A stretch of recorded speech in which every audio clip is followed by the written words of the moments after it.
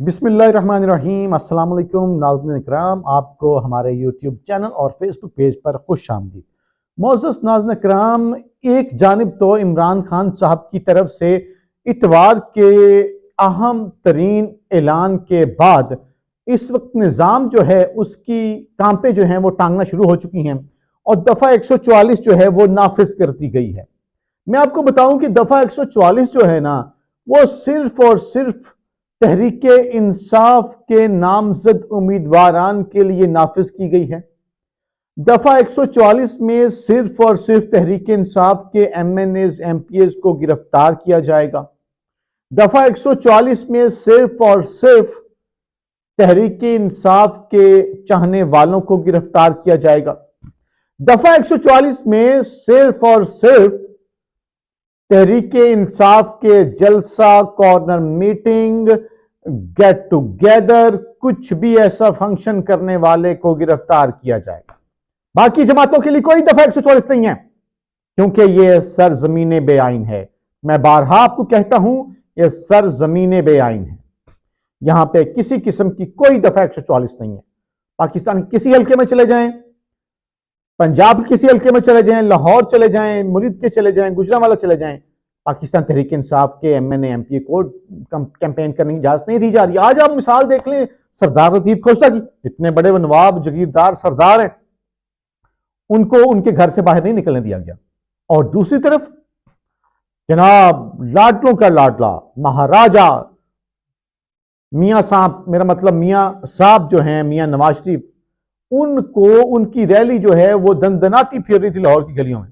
पिद्दी सी rally थी, लेकिन फिर भी लाहौर की गली में उतनी उनकी अपनी गाड़ी नहीं थी जितनी मीडिया की गाड़ियां थी। साथ साथ बहुत सारी उसमें कहानियां, बड़े विजुअल्स हैं उसमें। जनाब तहरीक इंसाफ के झंडे लोग लेके सामने आ गए हैं मियां साहब के सामने। तो ये माहौल है और वकला की तरफ से बड़ी डेवलपमेंट है। और वफाकी कबीना जो है उसने फौज की तैनाती की भी मुल्क भर में मंजूरी दे दी है। इसके साथ ही साथ कुछ अहम तरीन हैपनिंग जो हैं वो भी आपके सामने रखनी है। और बहुत सारे विजुअल जो हैं वो ऐसे सामने आए हैं, ऐसी ऐसी वीडियो सामने आई हैं जिसकी वजह से नून लीग के पटवारियों के पल्ले कख नहीं रहा। ये इन्होंने जो स्क्रिप्ट बनाया हो ना, इनके लिए बड़ी खौफनाक तरीन डेवलपमेंट्स हैं। इस वक्त जो नवाज शरीफ ने जो रैली निकाली अपने ही शहर में, अपने ही इलाके में, पहले जलसों से भागे, फिर ये अब जैलियों से भी भाग रहे हैं। कल शहबाज शरीफ की रैली के साथ अवाम ने जो किया वो आप सब ने देख लिया, रोल दिया उनको। और आज नवाज शरीफ और मरियम नवाज को जो रैली में उन्होंने रोका है लोगों ने, मरियम सफ्तर को और नवाज शरीफ को, तो रैली नवाज की थी, झंडे कप्तान के थे। अब नवाज शरीफ के साथ उसके आबाई इलाके में जो कुछ हो गया है, उनके गढ़ में जो कुछ हो गया है, उनके कले में जो कुछ हो गया है, उसके बाद नवाज शरीफ अपने इलाके में एक रैली निकालने की हैसियत जो है वो भी खो चुका है। अहम तरीन जो बातें हैं वो भी आपके सामने मैं अभी रखी हैं, कुछ रखता हूं। आप हमारे चैनल को सब्सक्राइब भी कीजिए, लाइक भी कीजिए, कमेंट भी कीजिए, क्योंकि हमारे चैनल को रिपोर्ट किया जाता है, इसके खिलाफ शिकायत की जा रही हैं, ताकि हमारी आवाज को दबाया जाए और हमारे चैनल को बंद करवाने की कोशिशें की जा रही हैं। इस सफर को मुसलसल जारी रखने में आपके जो लाइक्स, कमेंट्स और सब्सक्रिप्शन है, फॉलो का बटन है, वो प्रेस करें, ताकि वो हमारे लिए और आपका साथ जो है इससे चलता रहेगा। एक खबर आपके सामने रख देता हूं कि आर्म्ड फोर्सेस को तैनात करने की मंजूरी दे दी गई है। पाक फौज की तैनाती की भी मंजूरी दे दी गई है। वफाकी वजारत दाखिला ने आम इंतखाबात में सिक्योरिटी फराहमी जो है उसके लिए पाक फौज की जो फराहमी है उसके लिए सबनी कैबिनेट को बजाई थी। कबीना ने समरी मंजूर कर ली। इसके तहत 2,77,000 पाक फौज के अफसरान और एहलकार जो हैं वो इलेक्शन में तैनात होंगे। इसके साथ रेंजर्स और FC के एहलकार भी जो हैं वो भी तैनात होंगे। इसराइल का कहना है कि फौज और सिविल आर्म्ड फोर्सेस जो हैं हसास हलकों में क्विक रिस्पांस फोर्स QRF के तहत वो अपने फराइज सर अंजाम देंगे। 8 फरवरी को इंतखाबात होने हैं। मुल्क में आपको ये भी पता होना चाहिए कि ऑलरेडी सिक्योरिटी की सिचुएशन जो है वो अच्छी खासी डामाडोल सी है। इलेक्शन मुलतवी भी हो सकते हैं, मैं बारहा कह रहा हूँ, मुलतवी हो सकते हैं। बिलखसूस शहर इक़्तिदार किसी मुल्क का कैपिटल जो है उस मुल्क के लिए सबसे अहम होता है, सबसे हसास और सबसे ज्यादा सिक्योरिटी भी वहीं पर होती है। लेकिन रिसेंटली हमने देखा, कल भी Bahria university, national defence university, air university को हुक्म सानी बंद कर दिया गया और आज इस्लामिक यूनिवर्सिटी को भी सिक्योरिटी के खदशात की नज़र बंद कर दिया गया है। और शहर इक़्तिदार में इस वक्त अंदर खाते बहुत कुछ चल रहा है। ईरान के साथ जो मामला है वो काफ़ी हद तक दुरुस्त हो चुके हैं।